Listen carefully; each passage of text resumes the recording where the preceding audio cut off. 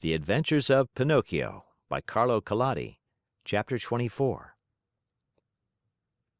Pinocchio, spurred on by the hope of finding his father and of being in time to save him, swam all night long. And what a horrible night it was! It poured rain, it hailed, it thundered, and the lightning was so bright that it turned the night into day. At dawn, he saw, not far away from him, a long stretch of sand. It was an island in the middle of the sea. Pinocchio tried his best to get there, but he couldn't. The waves played with him and tossed him about as if he were a twig or a bit of straw.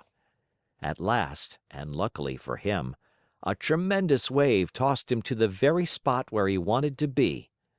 The blow from the wave was so strong that, as he fell to the ground, his joints cracked and almost broke. But, nothing daunted, he jumped to his feet and cried, "Once more I have escaped with my life!" Little by little the sky cleared. The sun came out in full splendor, and the sea became as calm as a lake. Then the Marionette took off his clothes and laid them on the sand to dry. He looked over the waters to see whether he might catch sight of a boat with a little man in it. He searched and he searched, but he saw nothing except sea and sky, and far away a few sails, so small that they might have been birds. "If only I knew the name of this island," he said to himself. "If I even knew what kind of people I would find here. But whom shall I ask? There is no one here." The idea of finding himself in so lonesome a spot made him so sad that he was about to cry, but just then he saw a big fish swimming nearby, with his head far out of the water. Not knowing what to call him, the Marionette said to him, "Hey there, Mr. Fish! May I have a word with you?" "Even two, if you want," answered the fish, who happened to be a very polite Dolphin. "Will you please tell me if, on this island, there are places where one may eat without necessarily being eaten?" "Surely there are," answered the Dolphin. "In fact, you'll find one not far from this spot." "And how shall I get there?" "Take that path on your left and follow your nose. You can't go wrong." "Tell me another thing. You who travel day and night through the sea, did you not perhaps meet a little boat with my father in it?" "And who is your father?" "He is the best father in the world, even as I am the worst son that can be found." "In the storm of last night," answered the Dolphin, "the little boat must have been swamped." "And my father?" "By this time he must have been swallowed by the terrible shark, which for the last few days has been bringing terror to these waters." "Is this shark very big?" asked Pinocchio, who was beginning to tremble with fright. "Is he big?" replied the Dolphin. "Just to give you an idea of his size, let me tell you that he is larger than a 5-story building, and that he has a mouth so big and so deep that a whole train and engine could easily get into it." "Mother mine!" cried the Marionette, scared to death, and dressing himself as fast as he could, he turned to the Dolphin and said, "Farewell, Mr. Fish. Pardon the bother, and many thanks for your kindness." This said, he took the path at so swift a gait that he seemed to fly, and at every small sound he heard, he turned in fear to see whether the terrible shark, 5 stories high and with a train in his mouth, was following him. After walking a half hour, he came to a small country called the Land of the Busy Bees. The streets were filled with people running to and fro about their tasks. Everyone worked, everyone had something to do. Even if one were to search with a lantern, not one idle man or one tramp could have been found. "I understand," said Pinocchio at once, wearily. "This is no place for me. I was not born for work." But in the meantime, he began to feel hungry, for it was 24 hours since he had eaten. What was to be done? There were only two means left to him in order to get a bite to eat.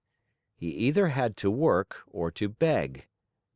He was ashamed to beg, because his father had always preached to him that begging should be done only by the sick or the old. He had said that the real poor in this world, deserving of our pity and help, were only those who, either through age or sickness, had lost the means of earning their bread with their own hands. All others should work, and if they didn't and went hungry, so much the worse for them. Just then a man passed by, worn out and wet with perspiration, pulling, with difficulty, 2 heavy carts filled with coal. Pinocchio looked at him, and judging him by his looks to be a kind man, said to him with eyes downcast in shame, "Will you be so good as to give me a penny, for I am faint with hunger?" "Not only 1 penny," answered the coal man. "I'll give you 4 if you will help me pull these 2 wagons." "I am surprised," answered the Marionette, very much offended. "I wish you to know that I never have been a donkey, nor have I ever pulled a wagon." "So much the better for you," answered the coal man. "Then, my boy, if you are really faint with hunger, eat 2 slices of your pride, and I hope they don't give you indigestion." A few minutes after, a bricklayer passed by, carrying a pail full of plaster on his shoulder. "Good man, will you be kind enough to give a penny to a poor boy who is yawning from hunger?" "Gladly," answered the bricklayer. "Come with me and carry some plaster, and instead of 1 penny, I'll give you 5." "But the plaster is heavy," answered Pinocchio, "and the work too hard for me." "If the work is too hard for you, my boy, enjoy your yawns and may they bring you luck." In less than a half hour, at least 20 people passed, and Pinocchio begged of each one, but they all answered, "Aren't you ashamed? Instead of being a beggar in the streets, why don't you look for work and earn your own bread?" Finally, a little woman went by carrying 2 water jugs. "Good woman, will you allow me to have a drink from one of your jugs?" asked Pinocchio, who was burning up with thirst. "With pleasure, my boy," she answered, setting the 2 jugs on the ground before him. When Pinocchio had had his fill, he grumbled, as he wiped his mouth, "My thirst is gone. If I could only as easily get rid of my hunger." On hearing these words, the good little woman immediately said, "If you help me to carry these jugs home, I'll give you a slice of bread." Pinocchio looked at the jug and said neither yes nor no. "And with the bread, I'll give you a nice dish of cauliflower with white sauce on it." Pinocchio gave the jug another look and said neither yes nor no. "And after the cauliflower, some cake and jam." At this last bribery, Pinocchio could no longer resist and said firmly, "Very well, I'll take the jug home for you." The jug was very heavy, and the Marionette, not being strong enough to carry it with his hands, had to put it on his head. When they arrived home, the little woman made Pinocchio sit down at a small table and placed before him the bread, the cauliflower, and the cake. Pinocchio did not eat, he devoured. His stomach seemed a bottomless pit. His hunger finally appeased, he raised his head to thank his kind benefactress. But he had not looked at her long when he gave a cry of surprise and sat there with his eyes wide open, his fork in the air, and his mouth filled with bread and cauliflower. "Why all this surprise?" asked the good woman, laughing. "Because," answered Pinocchio, stammering and stuttering, "because you look like, you remind me of, yes, yes, the same voice, the same eyes, the same hair. Yes, yes, yes, you also have the same azure hair she had. Oh, my little fairy, my little fairy! Tell me that it is you. Don't make me cry any longer. If you only knew, I have cried so much, I have suffered so." And Pinocchio threw himself on the floor and clasped the knees of the mysterious little woman. End of chapter. Chapter 25. If Pinocchio cried much longer, the little woman thought he would melt away, so she finally admitted that she was the little fairy with azure hair. "You rascal of a Marionette, how did you know it was I?" she asked, laughing. "My love for you told me who you were." "Do you remember? You left me when I was a little girl, and now you find me a grown woman. I am so old I could almost be your mother."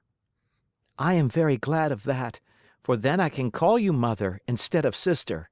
For a long time I have wanted a mother, just like other boys. But how did you grow so quickly?" "That's a secret." "Tell it to me. I also want to grow a little. Look at me. I have never grown higher than a penny's worth of cheese." "But you can't grow," answered the fairy. "Why not?" "Because Marionettes never grow. They are born Marionettes, they live Marionettes, and they die Marionettes." "Oh, I'm tired of always being a Marionette!" cried Pinocchio disgustedly. "It's about time for me to grow into a man as everyone else does." "And you will if you deserve it." "Really? What can I do to deserve it?" "It's a very simple matter.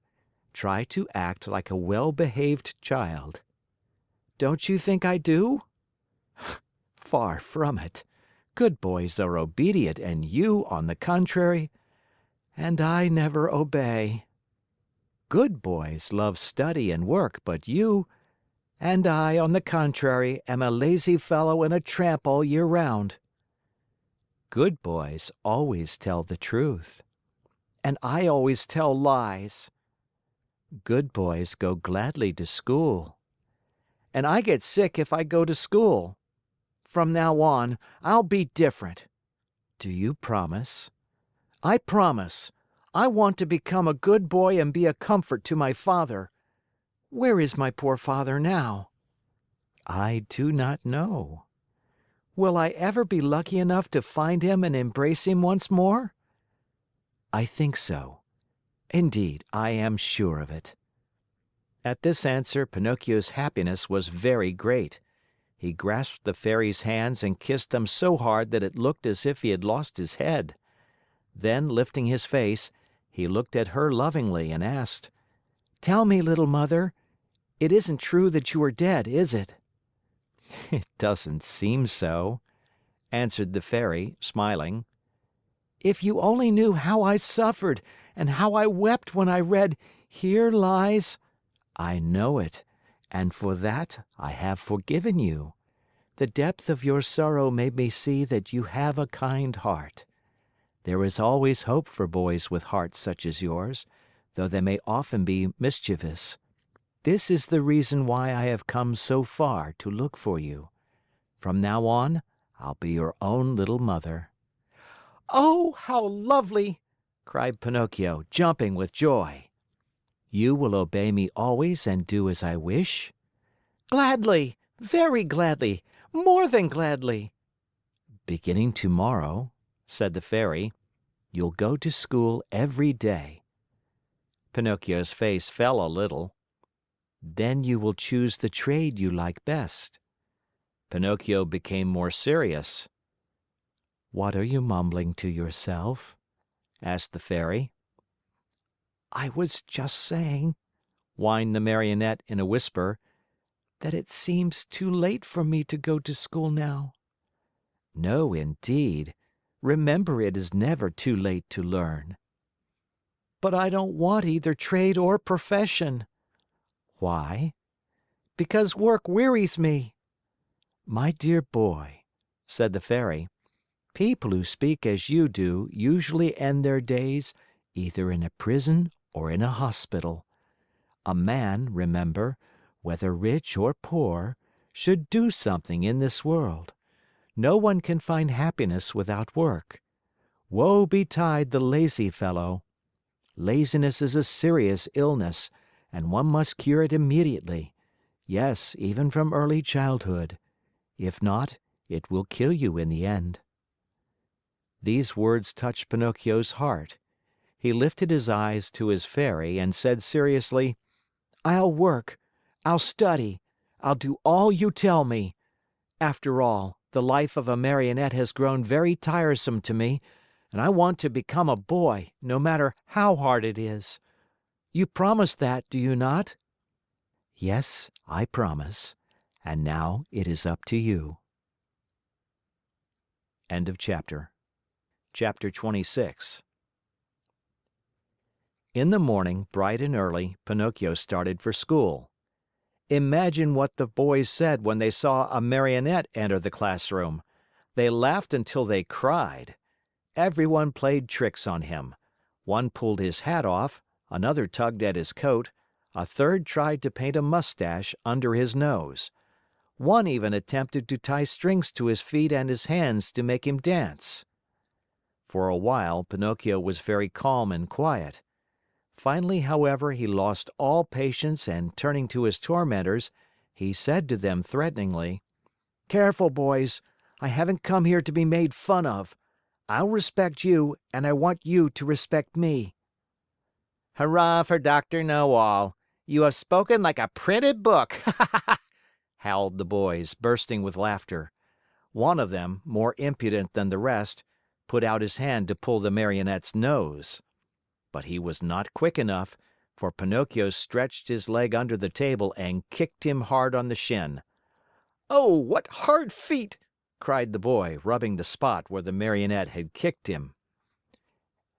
"And what elbows! They're even harder than the feet!" shouted another one who, because of some other trick, had received a blow in the stomach. With that kick and that blow, Pinocchio gained everybody's favor. Everyone admired him, danced attendance upon him, petted and caressed him. As the days passed into weeks, even the teacher praised him, for he saw him attentive, hard-working, and wide awake, always the first to come in the morning and the last to leave when school was over. Pinocchio's only fault was that he had too many friends. Among these were many well-known rascals who cared not a jot for study or for success. The teacher warned him each day, and even the good fairy repeated to him many times, "Take care, Pinocchio. Those bad companions will sooner or later make you lose your love for study. Some day they will lead you astray." "There's no such danger," answered the Marionette, shrugging his shoulders and pointing to his forehead, as if to say, "I'm too wise." So it happened that one day, as he was walking to school, he met some boys who ran up to him and said, "Have you heard the news?" "No." "A shark as big as a mountain has been seen near the shore." "Really? I wonder if it could be the same one I heard of when my father was drowned." "We are going to see it. Are you coming?" "No, not I. I must go to school." "What do you care about school? You can go there tomorrow. With a lesson more or less, we are always the same donkeys." "And what will the teacher say?" "Let him talk. He is paid to grumble all day long." "And my mother?" "Mothers don't know anything," answered those scamps. "Do you know what I'll do?" said Pinocchio.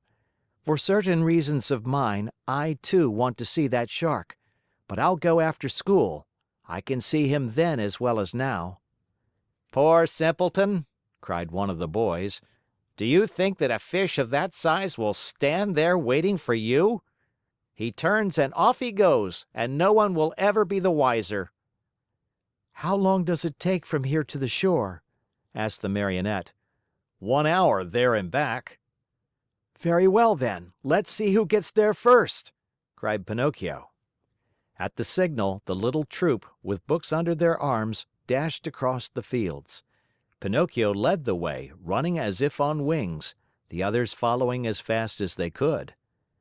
Now and again he looked back and, seeing his followers hot and tired, and with tongues hanging out, he laughed out heartily.